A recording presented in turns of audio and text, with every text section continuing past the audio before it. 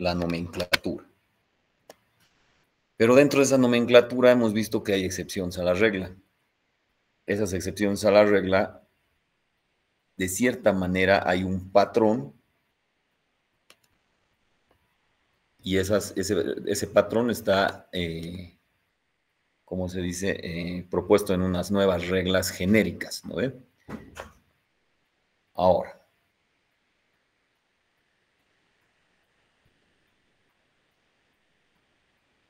dentro de la nomenclatura hay algunos términos que son, pueden crear conflictos cognitivos, sin embargo, no están en el libro de Robinson.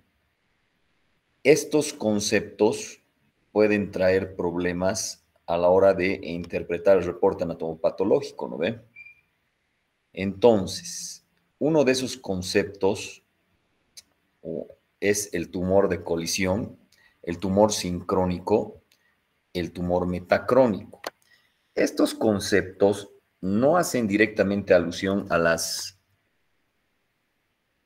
la nomenclatura. Sin embargo, tienen que ver con neoplasias. Tumor de colisión son dos neoplasias que pueden ser de estirpes o orígenes diferentes, pero están en estrecho relacionamiento, están chocándose una con el otro. Un tumor metacrónico es una neoplasia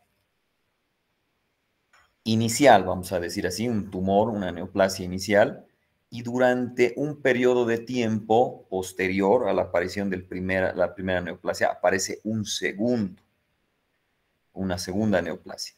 Y un tumor sincrónico es cuando de plano llueve sobre mojado, aparecen las dos neoplasias en un mismo periodo de tiempo, al mismo tiempo. ¿Esto qué relevancia o qué significancia? A más de que se lo aprendan de memoria ustedes y digan, ¿cómo se dice? Solo un concepto, tenemos que tener la significancia. Este es un corte de un riñón a la mitad, es un transoperatorio que me tocó hacer en el Hospital General, no, en el Centro Médico Nacional Siglo XXI de México. Como verán, esta parte que parece de aspecto hemorrágico y demás, con esta otra que parece sólida, eran diferentes. Mandaron el transoperatorio para bordes, obviamente. En el histopatológico encontramos, curiosamente, un carcinoma urotelial, que es este blanquito, así medio rosadito que se ve por aquí, combinado con un hemangiocarcinoma. Entonces, este es de lo que les estoy hablando. Una neoplasia que es de colisión. ¿Colisión por qué? Porque se están chocando los dos. Ahora, ¿qué significancia tendrá que estas dos neoplasias estén en estrecho relacionamiento, chocándose y demás? Sí o sí, alguna de ellas, los dos son malignos, ¿no ve? Tenemos por un lado un carcinoma, es una neoplasia maligna de estirpe epitelial, y un hemangiosarcoma, una neoplasia de estirpe mesenquimatosa y de origen vascular. Se chocan los dos, pero necesariamente uno de los dos es más agresivo que el otro. Aquí tenemos, pero este ya no puede ser pues una biopsia excisional, ¿no ve? No es una pieza quirúrgica, sino es una pieza de autopsia. ¿Por qué? Porque aquí ya se está viendo la aorta y esto no creo que puedas quitárselo a una persona y que siga viviendo. Pero vemos que hay una bola aquí que pareciera estar por fuera del riñón. Cuando tenemos una neoplasia maligna de riñón, lo más probable, así 99% de probabilidad, que es un carcinoma de células claras, porque es el tumor más frecuente del riñón. Pero resulta que cuando vemos a la histopatología, esta lesión que parecía solo ser una, lo raro es que era como una bola que le salía al riñón, ¿no ve? Vemos que había una zona de células claras y otra que tenía un infiltrado extenso de leucocitos. En este caso, era un tumor de colisión entre un linfoma y uno de células claras. Otro caso teníamos, pero este no tengo la macro, un tumor de colisión, un cloroma y un leiomiosarcoma. Entonces, también el cloroma tiene que ver con tejido origen leucocitario y el leiomiosarcoma tiene origen en músculo liso. Y aquí tenemos actina por un lado y MPO. El MPO es la mieloperoxidasa que tiñe. Me van a hacer recuerdo para que los que no sé si he mandado en conjunto, hay un video en YouTube que tienen que verlo, que es de la interpretación del reporte de inmunohistoquímica, ¿no ve? Entonces aquí tenemos actina y MPO, que por lo general en la inmunohistoquímica se revela en cafecito. Lo cafecito es positivo. Pero en este caso hemos revelado en rojito y en cafecito. Entonces está un tumor de colisión. Entonces, ¿qué es un tumor de colisión? Es la asociación de dos o más neoplasias, generalmente de estirpe diferente, en una misma localización u órgano, en contacto directo. O sea, se están colisionando. Eso es lo que estamos hablando. Aquí tenemos, por un lado, un corte histológico de intestino, donde vemos aquí una bola, un tumor, y por aquí otro. Este tumor que está aquí es un carcinoma neuroendocrino y este es un adenocarcinoma intestinal. Fíjense que aunque estén en el mismo tejido, no están en contacto. Entonces no se lo puede categorizar como un tumor de colisión, pero está diagnosticado en el mismo tiempo, o sea que se llama tumor sincrónico.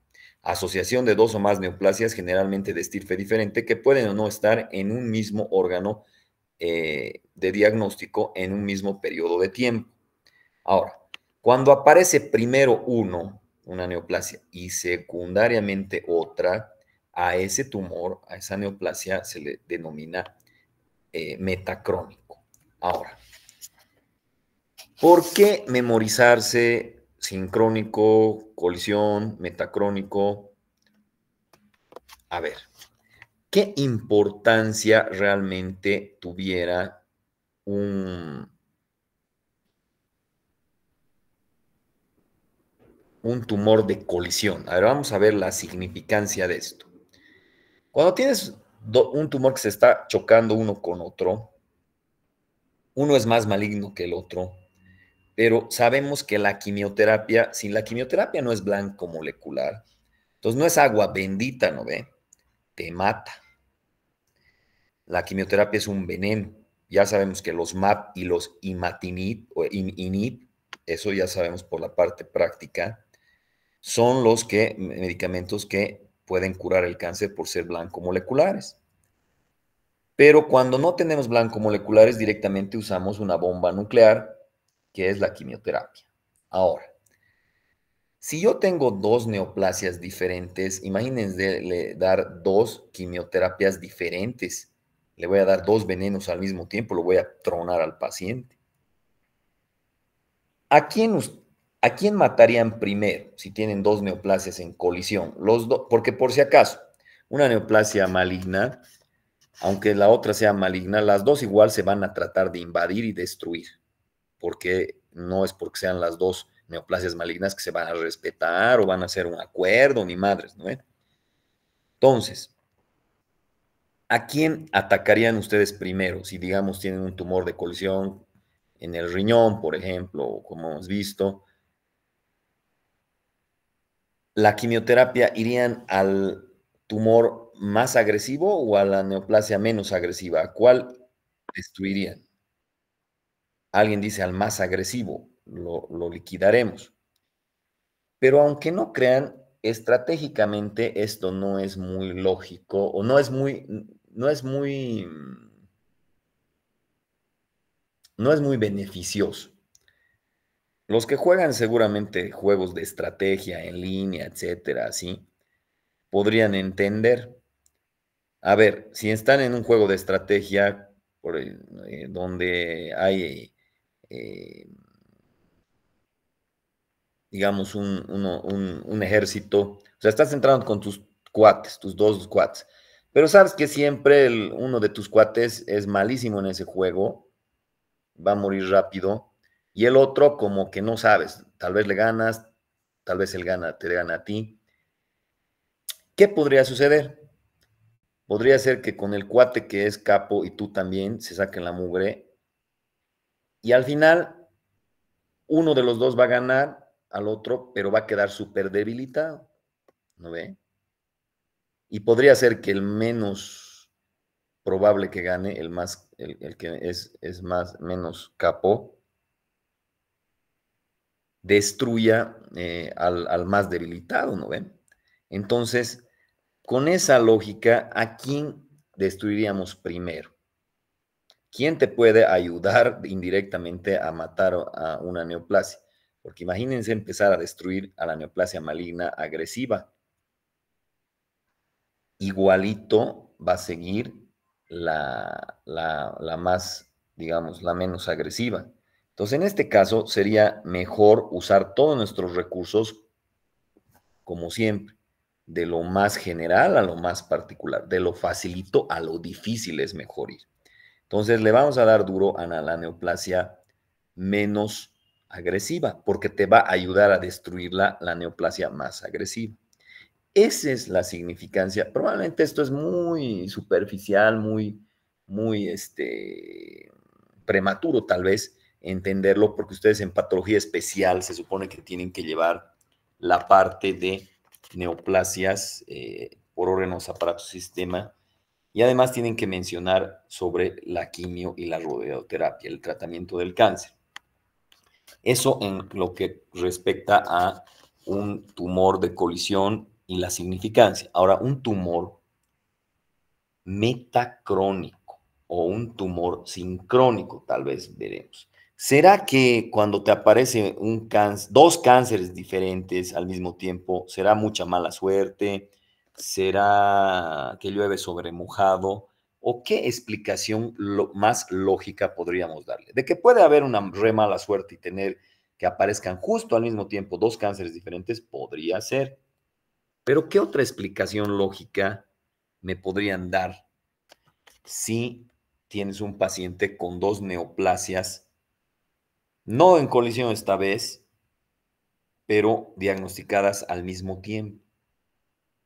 ¿Cómo podría haber pasado eso? ¿Qué explicación podríamos darle lógica?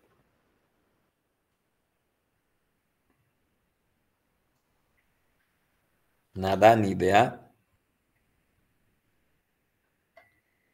A ver, Abigail Gutiérrez, ¿qué dices? Tal vez una metástasis, doctor, no No, sabría decir.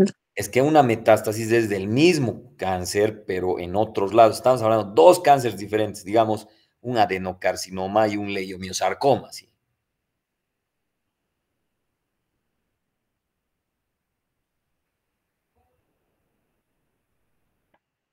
¿Qué dices, Edson Javier? Tal vez la persona quedó expuesta a grandes cantidades de radiación y esto pudo haber originado dos distintas neoplasias. Tal vez. Podría ser, digamos, que una exposición a un químico, a una radiación, podría tal vez ser, eh, a ver, y en comparación a una neoplasia metacrónica, que es una que aparece y luego aparece en un periodo corto de tiempo otra. Si yo les dijera que hay una explicación de uno que puede ser genética, los NEM, las neoplasias endócrinas múltiples, ustedes van a ver en el siguiente año, que son pacientes que vienen fallados de fábrica, vamos a decir así. O sea, ya vienen con una susceptibilidad, una mutación que va a hacer que generen neoplasias y no solo de un tipo, sino de varios tipos.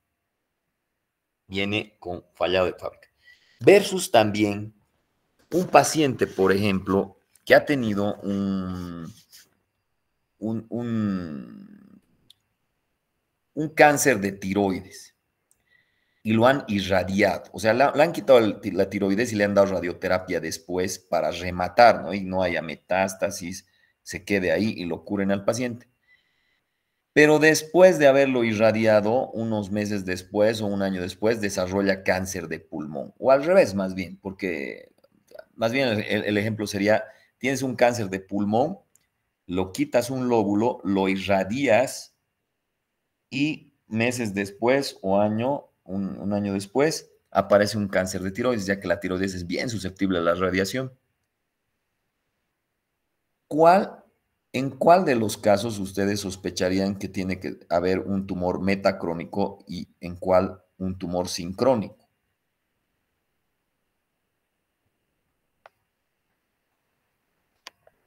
¿Cómo es? ¿Cuál explicación le damos al metacrónico y al sincrónico? ¿Explicación genética fallada de fábrica o explicación de un tratamiento que también puede no ser solo radioterapia, podría ser quimioterapia?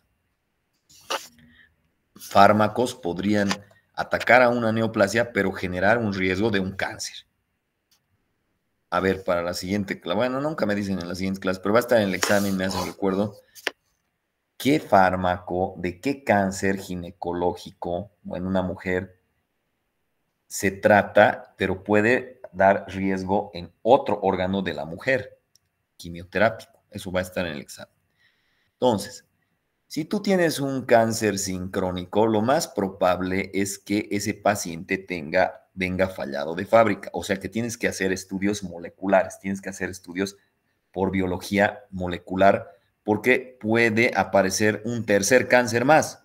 Entonces, cuando tengas un paciente que tiene dos cánceres al mismo tiempo, ojo, cuidado, no es lo más probable que esté lloviendo sobre mojado. Lo más probable es que tenga una mutación y que en realidad sea muy susceptible a otros más tipos de cánceres. Ahora, cuando te aparece un tumor metacrónico, ¿y qué es metacrónico? Aparece un cáncer, luego aparece otro, tenemos que investigar si el hecho de que has tratado el primer cáncer no le ha producido otro cáncer. Entonces, esa sería la significancia, la relevancia de entender un tumor de colisión, un tumor metacrónico, un tumor sincrónico.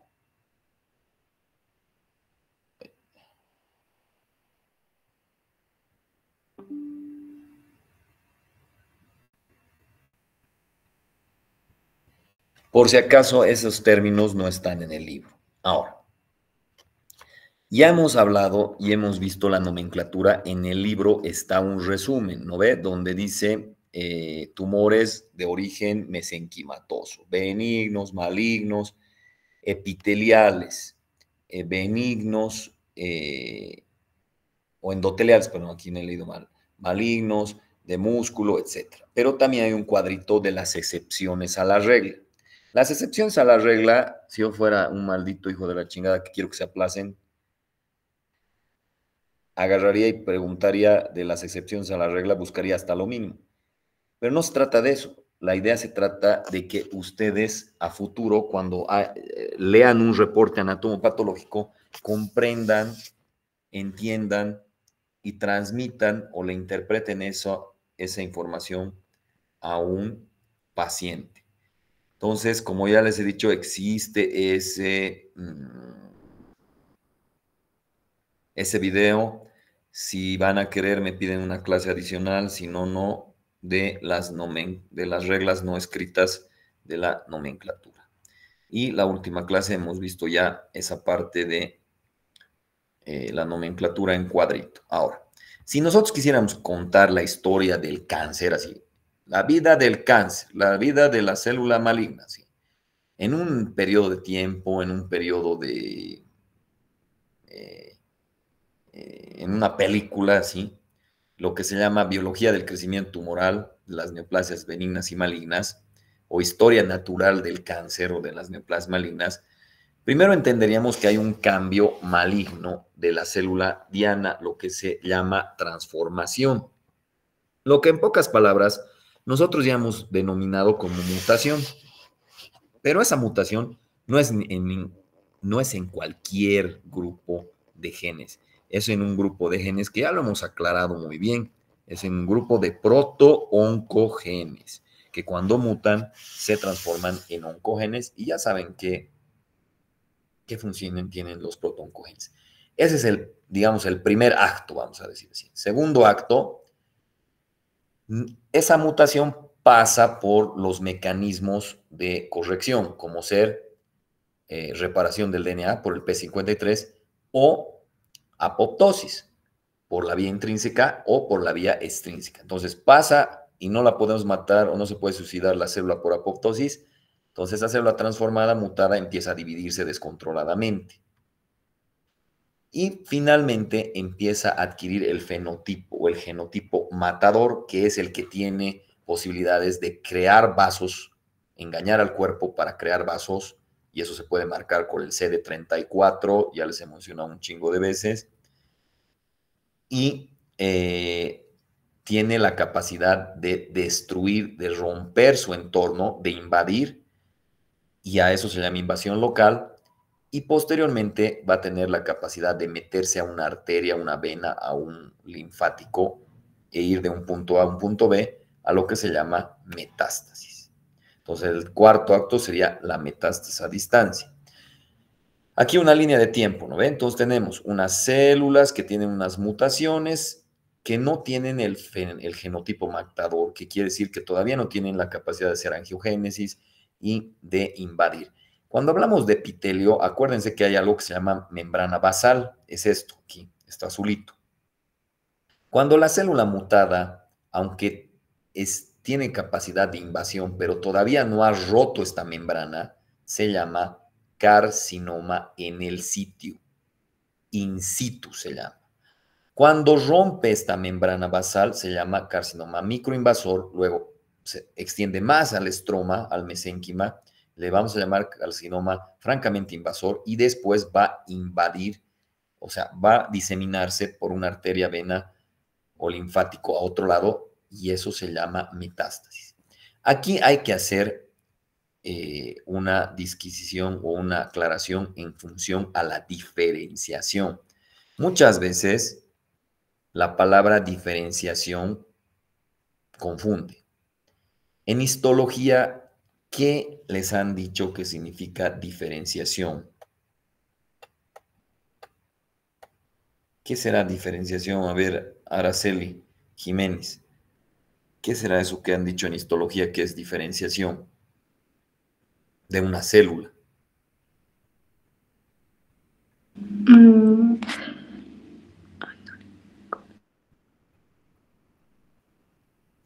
A ver, ¿alguien sabe qué es diferenciación? A ver, Yasmín, ¿qué dices?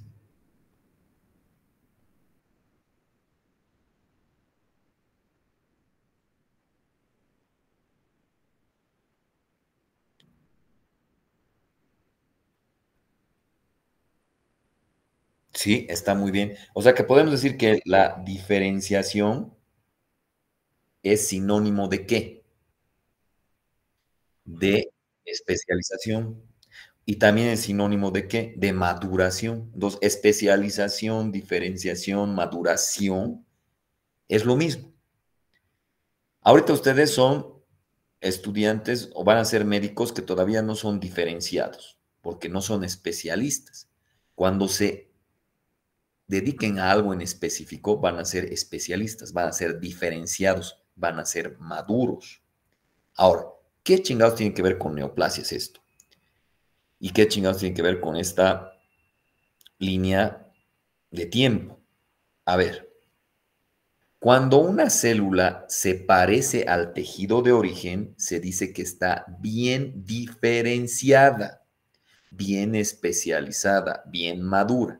Cuando una célula está diferente al tejido de origen, no se parece al tejido de origen, está indiferenciada, está no especializada, está inmadura, nosotros asumimos que tiene más número de mutaciones. Cuanto menos parecido al tejido de origen, más mutaciones tiene una célula. Cuanto más parecido al tejido de origen, más diferenciado, más especializado, más parecido al tejido de origen, menos mutaciones tiene. Ahora, mi pregunta del millón. Si yo en un reporte anatomopatológico leo como médico general que tenemos una neoplasia indiferenciada versus una muy bien diferenciada, ¿cuál es el pronóstico de una u otra? ¿Cuál es la de mejor pronóstico? Tú lees neoplasia maligna diferenciada, bien diferenciada, versus en un diagnóstico histopatológico dice neoplasia maligna indiferenciada.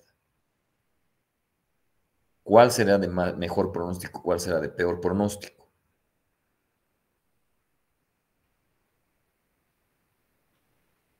¿Cómo es? La de peor pronóstico sería la de indiferenciada. Sí, porque se parece menos al tejido de origen, porque es más inmadura, porque no es especializada, porque tiene más mutaciones.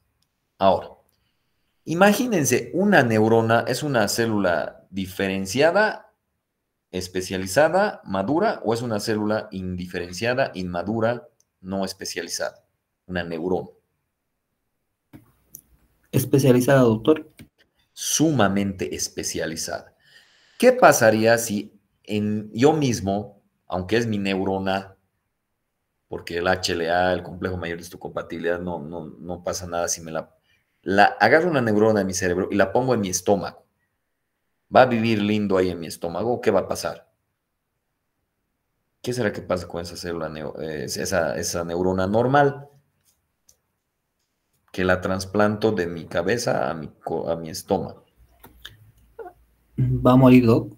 Muere, porque las células muy diferenciadas, muy especializadas, tienen la característica de tener un entorno, un medio muy especializado, ¿no ve?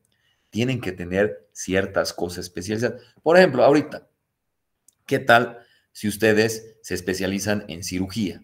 Y además, no solo se especializan en cirugía, sino en cirugía bariátrica del estómago.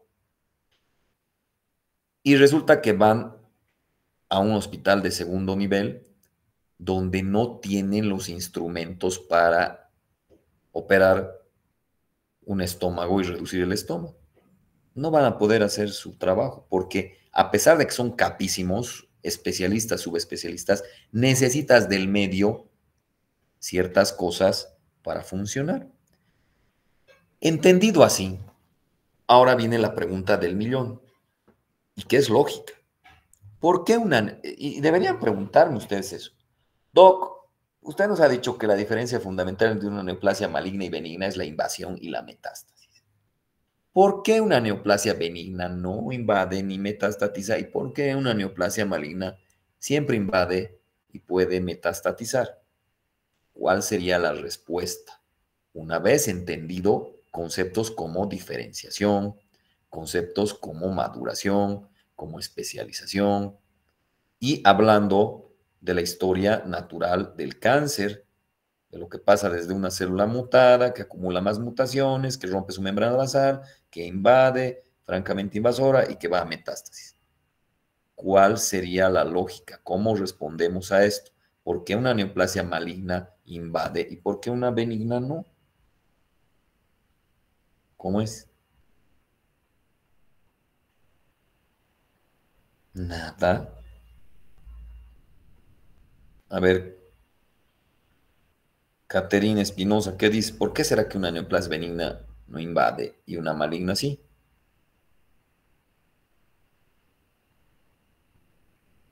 Doctor, en las benignas puede ser que los tumores con estas células pueden estar diferenciadas. Sí. Por consiguiente, tiene menos mutaciones. Por consiguiente, se parece mucho al tejido de origen. Por consiguiente, si se parece mucho al tejido de origen, será que una célula que es bien, aunque sea de cáncer de mama, pero es bien diferenciado, se parece al tejido de mama, pero podrá irse a otros lugares, porque la mama tiene estrógenos, tiene progesterona, tiene su microambiente para que viva. Entonces, una célula de cáncer de mama que es bien diferenciada, bien especializada, bien parecido al tejido de origen, difícilmente pues va a ir al corazón, pulmón, porque se va a morir, porque no tiene su medio. Pero una célula indiferenciada, una célula que tiene mutaciones, que no se parece al tejido de origen, que lo único que necesita para vivir es oxígeno y nutrientes, puede ir a vivir donde le dé la gana.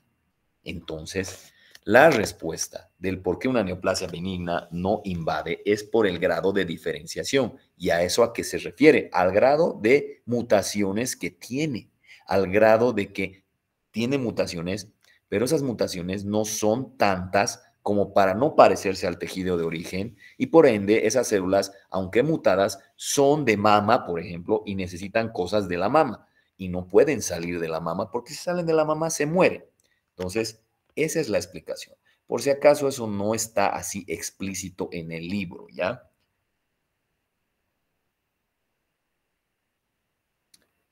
Entonces, eso para entender, digamos, si dices, contame la historia del cáncer. Ahí te la he contado rapidito.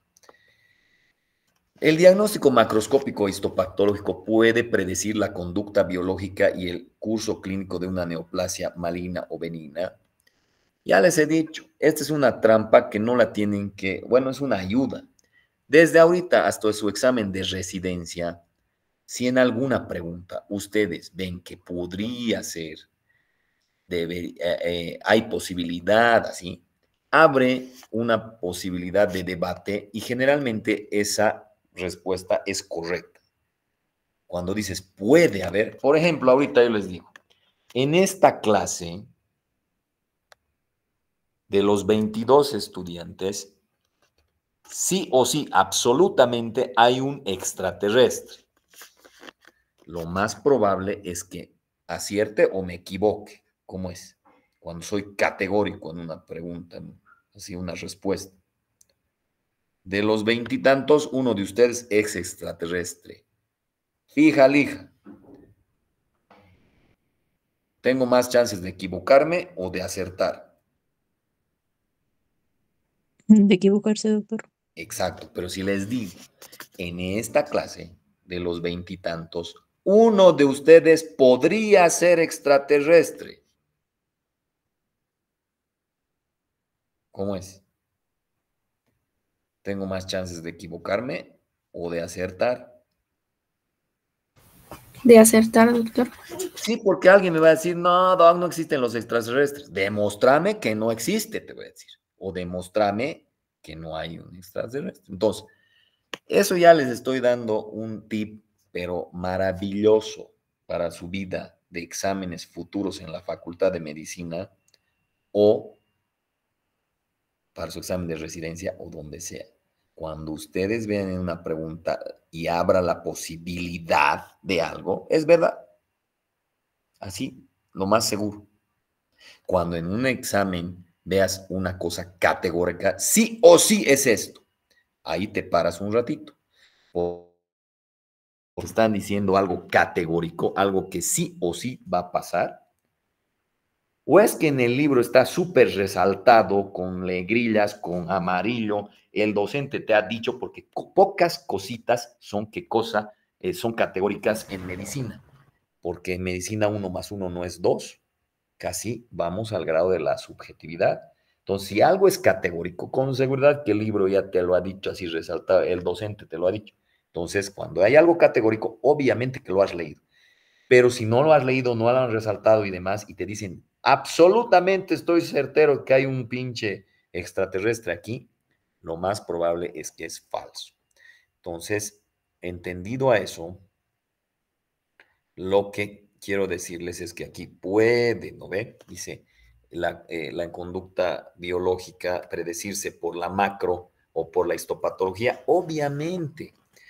Si en la macro, no veo hoy día los que han venido a las clases prácticas, veíamos que la cápsula estaba rota, estaba infiltrada, vamos a predecir que el pronóstico es malo, porque se ha salido de ahí, porque probablemente va a manifestarse una metástasis.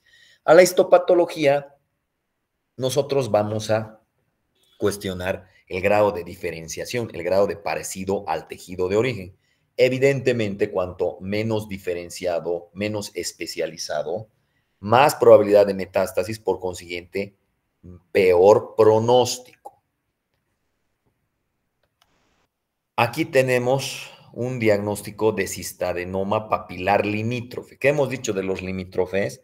En las neoplasias tienen características de benigno, y tienen características de maligno. Aquí tenemos un ovario donde están así como papilitas. Papilita, papilita, papilita, papilita, papilita, ¿no? Por todo lado. Por la macro se ha roto, parecería, pucha, puede ser maligno, pero cuando vemos al microscopio, tenemos dos imágenes. Les aseguro, no tienen que haber hecho 3 o 4 años de residencia para responder esto. ¿Qué imagen ustedes me dirían? Si yo les digo, uno es cistadenoma y el otro es cistadenocarcinoma de ovario, ¿cuál escogen para benigno y cuál escogen para maligno? ¿Cuál de las dos imágenes? Hasta instintivamente lo van a hacer, les aseguro. ¿Cómo es? ¿Cuál es benigno? ¿Cuál es maligno? El de la izquierda es benigno, doctor. Sí, porque es más rosadito, porque está más organizadito, porque se parece más al tejido de origen, por consiguiente tiene menos mutaciones, está más parecido al tejido de origen, es más diferenciado, es más maduro, es más especializado, es poco probable que pueda salir a metastatizar. El otro lado es, ¿se acuerdan, no? Cuando han sido al gastro y les he hecho diagnóstico de bata blanca, basófilo, ¿no ve? Este está más azul, más morado, más basófilo. Las células son más feitas, no se parecen tanto al tejido de origen, parece más desorganizado. Pero si ahora pongo versus con versus y pongo uno más en la ecuación, ¿a cuál de estas imágenes corresponde un cistadenoma? Un cistadenoma limítrofe o un borderline y un cistadenocarcinoma. Elijan, hagan un pareo con las tres imágenes. Cistadenoma, cistadenoma limítrofe o borderline y cistadenocarcinoma. ¿Cómo eligen las imágenes?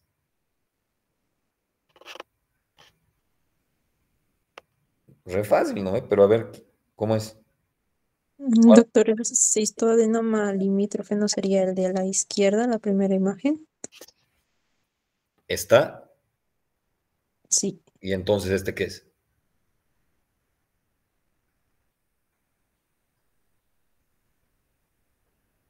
¿Y este qué es también? ¿Cuál de todos se ve más feo? ¿Cuál de las tres imágenes se ve más feo? El del medio. Ya, entonces vuelvo a preguntar, ¿cuál es un cistadenoma? ¿Cuál es un cistadenoma limítrofe? ¿Y cuál es un cistadenocarcinoma?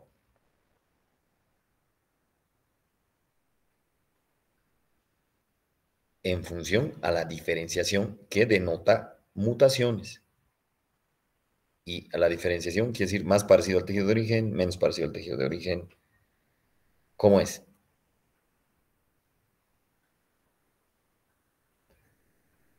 Pues, lo que se acaban de decir, este era benigno, este parecía maligno, pero como este parece más feo, entonces este es el rotundamente cistadenocarcinoma y este es el limítrofe. ¿Cuál es el grado de indiferenciación? El grado de que dices, puta, no se parece a la chinga. Lo que les he contado, te acercas al microscopio, te asustas porque dices, y Dios mío, es un tumor extraterrestre. Esa palabrita se llama anaplasia. Anaplasia significa literalmente ir atrás y esto denota indiferenciación. Grado último de mutación de tejido que no se parece a ni madres, eso es anaplasia. Ahora, en el libro no está, les estoy recalcando, en el examen va a haber, en un reporte anatomopatológico te pueden decir el grado de diferenciación. Bonito sería, te dice grado de diferenciación bien diferenciado, moderadamente diferenciado. En inglés dice pobre, si lo traduces así directo, pobremente diferenciado e indiferenciado. Obviamente que el que es bien diferenciado tiene mucho mejor pronóstico que el indiferenciado total. En una palabra indiferenciado total, ¿cómo había sabido llamarse? Anaplasia. Ahora, en vez de que te digan bien diferenciado, moderadamente diferenciado, poco diferenciado o pobremente diferenciado e indiferenciado total anaplásico, también podrían poner un reporte anatomopatológico G1, G2, G3 y G4. ¿Cuál sería el G4? ¿Cómo es? Una G de grado histológico, ¿no ve? También se le puede decir grado histológico. Entonces, el G4, ¿a quién corresponde? Bien diferenciado, moderadamente diferenciado, poco diferenciado o indiferenciado, también llamado anaplásico. ¿Qué es el G4? Anaplásico, doctor. Anaplásico. ¿Qué les dice el doctor Villarroel cuando es anaplásico? Es neoplasia maligna indiferenciada, entre paréntesis, anaplasia, entre paréntesis, tumor extraterrestre.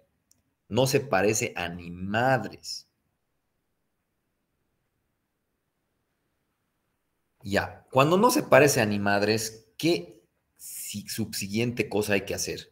Porque seguramente que hasta el paciente ya sabe que está escupiendo metástasis, ya sabe que tiene cáncer, un hijo de la chingada, macroscópicamente lo vas a ver horrendo, todo heterogéneo, irregular, pero lo has mandado a patología no para que te vuelvan a decir que es un cáncer. Tú quieres saber la estirpe y el origen. ¿Qué procede para saber la estirpe y el origen? ¿Qué hay que hacer cuando tienes un tumor G4, un tumor anaplásico, un tumor indiferenciado o un tumor extraterrestre?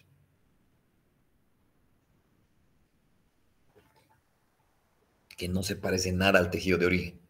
¿Cómo podemos saber la estirpe y el origen? ¿Qué estudio adicional hay que hacerle? Inmunohistoquímica, doctor. Exacto. Si de plano no tengo la más pinche idea de qué es, o sea, si no sé el primer paso, cuando tú sabes que es un maligno, recontra maligno, pero ese maligno, ¿qué es lo que tienes que saber de inicio? ¿Qué sería tu siguiente pregunta? Es la estirpe. Ya, o sea, epitelial, o sea, mesenquimetados. O sea, te estás preguntando si es un carcinoma o es un sarcoma, ¿no ve?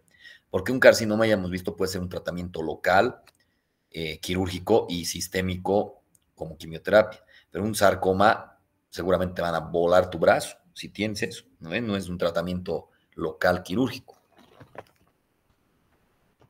¿Qué inmunohistoquímica podemos usar para determinar si es carcinoma o sarcoma? Eso ya mis estudiantes de práctica ya se han aburrido de escuchar. ¿Cómo es?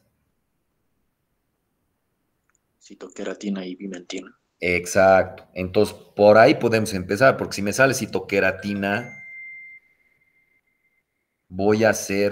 ya no voy a pensar que es un leiomiosarcoma, un radiomiosarcoma, un liposarcoma, un linfoma, nada, ¿no ve?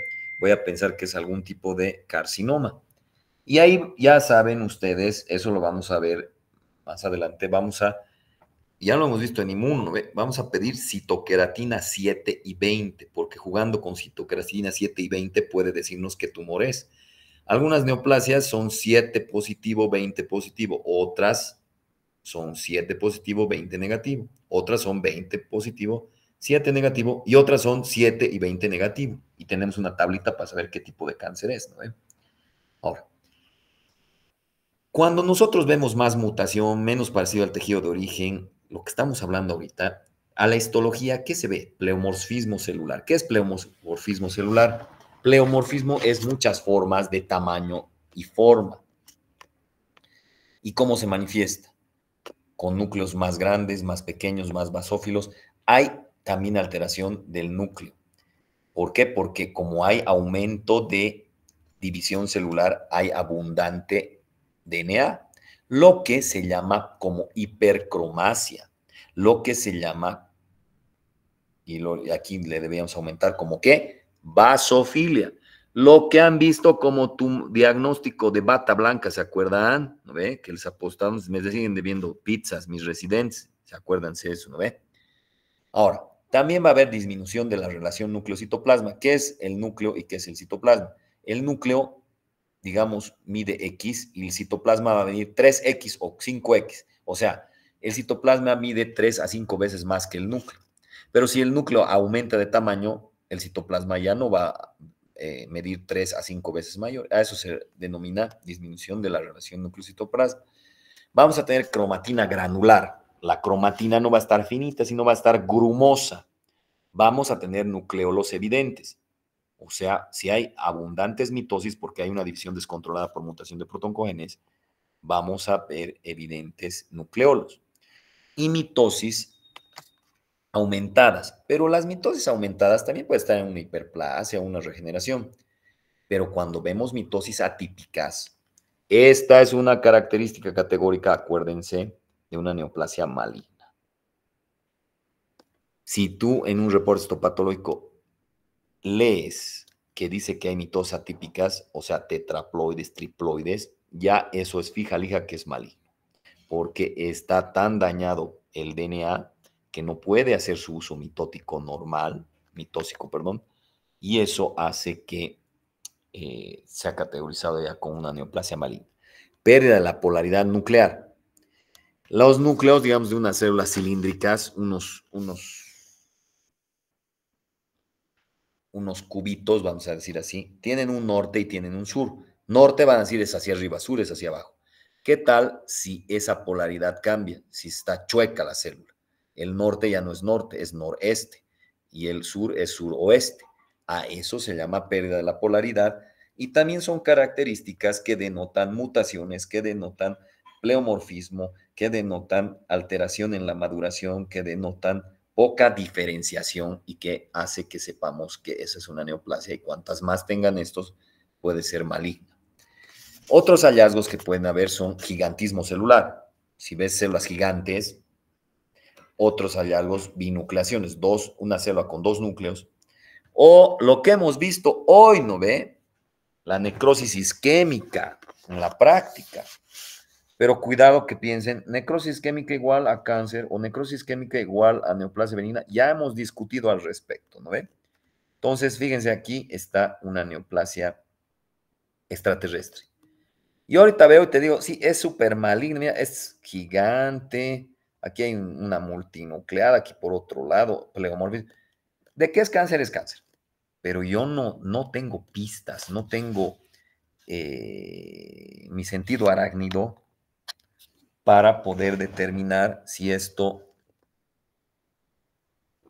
de qué estirpe es, si es un carcinoma, es un sarcoma, y peor todavía de un origen. Por eso hay que hacer IHQ. Sin embargo, podría salir en el reporte anatomopatológico si no tengo inmunistoquímica, pero en el reporte, pero por mi caso, por mi experiencia, pienso que es un carcinoma. Obviamente voy a usar la palabra compatible o sugestivo. En el examen tienen que saber las competencias y dentro de las competencias, interpretación del reporte anatomopatológico y dentro del reporte anatomopatológico se toca la palabra compatible, sugestivo, etc. Por si acaso. Cuando hablamos de displasia, la displasia no es mutación, o bueno, no es neoplasia, perdón, a pesar de que termina en plasia. La displasia tiene una relevancia, una significancia, una importancia capital en el cáncer cervicuterino. La displasia es un pasito antes del cáncer. ¿La displasia tiene mutación en protoncogenes? Sí. ¿Pero por qué es diferente del cáncer, doctor, de la neoplasia? Porque la mutación es reversible, puede ser reparable todavía en la displasia. Cuando la mutación es irreparable, irreversible, estamos hablando ya de una neoplasia. La displasia es un término bien controversial porque la displasia inicialmente solo se aplicaba a tejido epitelial. Sin embargo, también la displasia se aplica a tejido mesenquimatoso. Cuando la displasia, ojo con esto y pregunta de examen, cuando la displasia lamentablemente se aplica al término de mesenquima, en la mayoría de los casos está en un contexto ya de neoplasia. Parece contradictorio, ¿no? Doctor, acaba de decirme que la displasia es un paso desde el cáncer, pero me está diciendo que cuando hablo de displasia en mesénquima, no en epitelio, tiene un contexto ya neoplásico. Sí, así es. Confunde, pero es así. La displasia antiguamente se clasificaba en displasia de leve a moderada a severa, cáncer invasor, en el cérvix, por ejemplo. Este es un epitelio plano estratificado con membrana basal aquí abajo y su tejido mesenquimatoso. Lo dividimos en 3/3 y si hay alteración, literalmente significa alteración de la maduración, displasia, y eso implica que tiene desdiferenciación o indiferenciación o mutación, pero que es reversible. Si la displasia está en el tercio inferior, se dice displasia leve. Si está en los 2/3 se dice moderada, y si sobrepasa al tercer tercio se dice severa. La manzana de la discordia es la displasia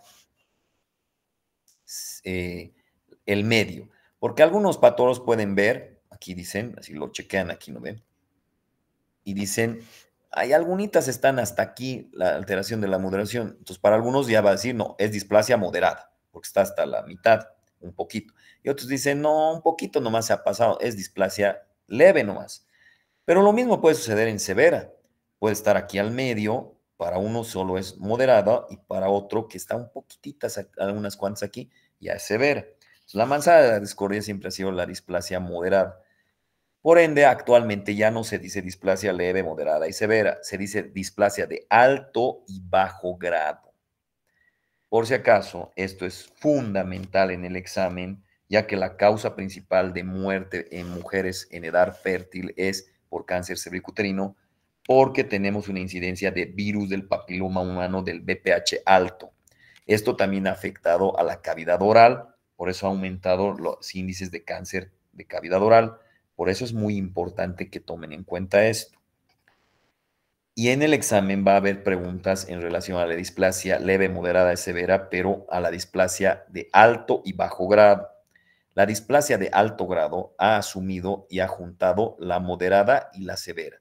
Y la displasia de bajo grado simplemente se refiere a la displasia leve, salvo en el tejido gastrointestinal, en la mucosa gastrointestinal, que ahí cambia. Y si alguien le da la gana de preguntarme en la siguiente clase, me preguntará o me debatirá por qué es diferente los grados de displasia en el tracto gastrointestinal. Aquí, por ejemplo, vemos que está más azulito, más basófilo, ya 1/3. Pero alguien puede decir, no, medio que está en 2/3. Entonces podría ponerle displasia moderada o algunos displasia leve. En otra ocasión aquí pueden decir, no, esto ya está los 3/3. Otros dicen, no, medio que no está todo. Entonces hay variación interobservador. A su ladito está la citología. Ya saben ustedes, los que son mis estudiantes de práctica, que yo les voy a cobrar más caro un Papa Nicolau que una biopsia. Y ya saben por qué, ¿no ve? Más difícil es examinar un Papa Nicolau. ¿Por qué? Porque son células dispersas. Mientras que un tejido es un tejido que puedes decir arriba, abajo, membrana basal, etc. Entonces, por el Papa Nicolau nosotros lo diagnosticamos como displasia de alto o bajo grado. ¿Por qué? Porque a la displasia de bajo grado se hace el mismo tratamiento y a la de alto grado, que implica displasia moderada y severa, se hace el mismo tratamiento y el mismo seguimiento. Pero seguimos entendiendo que la displasia no es cáncer aún, por si acaso. A no ser que estemos hablando en un contexto de mesenquimatoso. A ver, como anécdota ya les cuento. Resulta que a unos, ¿cómo se llama? A unos capos patólogos les muestran pues laminillas de Papa Nicolau y les dicen que quieren que sean su gol estándar. Es decir, que les muestran hartos laminillas para que ellos digan si era de alto o bajo grado, si es cáncer, y para ver la variación interobservador, para ver cuánto entre un patólogo y otro patólogo concuerdan con que si es displasia de alto y bajo grado. Más que todo, no displasia de alto y bajo grado. El Bethesda, cuando estaba haciendo el Bethesda, cuando estaban todavía clasificando en leve, moderada y severa, porque el Bethesda es la actualización y ya no hay leve, moderada y severa, sino es alto y bajo grado. Pero resulta que les hacen trampa. a los patólogos les dicen que están viendo de otros lados y están diagnosticando en leve, moderada y severa, pero no les dicen y les dan sus mismas laminillas que un año habían diagnosticado con los parámetros leve, moderada y severa. ¿Qué creen que han pasado? Y supuestamente eran los más capos en su campo.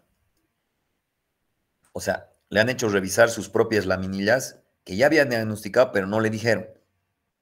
En teoría, si son tan capos, ¿qué debería haber pasado? Si han vuelto a diagnosticar sus mismas laminillas, pero no sabían que eran sus laminillas.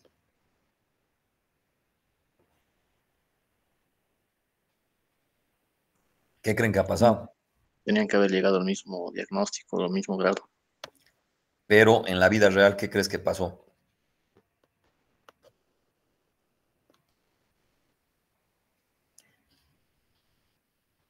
Todo lo contrario, doctor. Sí, bueno, no tanto todo lo contrario, pero 60% de correlación tenían entre ellos mismos, imagínense.